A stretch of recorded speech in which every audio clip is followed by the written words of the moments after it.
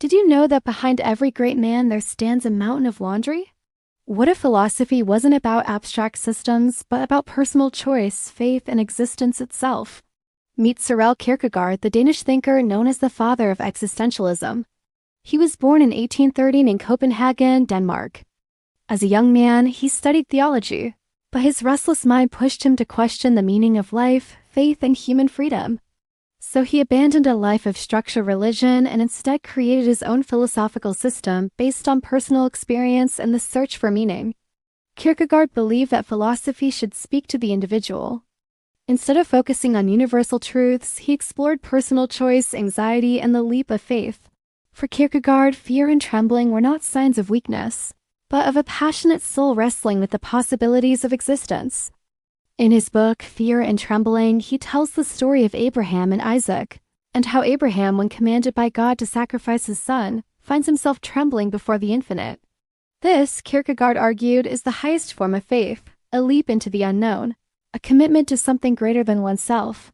Kierkegaard grappled with the problem of how to live a life of integrity in a world full of distractions and temptations. In his book, Either or, he explores this through the story of two characters. A, who lives a life of passion and creativity, and B, who is more restrained and calculating. Ultimately, it is up to each individual to decide which path to follow. But Kierkegaard believed that we should all strive for the passionate life, even though it may be more difficult. But how do we know what to choose? How do we know what is right or wrong?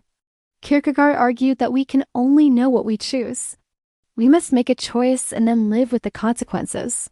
That is what it means to be human, to be free, to be responsible for our own actions. Kierkegaard's ideas were not well received by his contemporaries.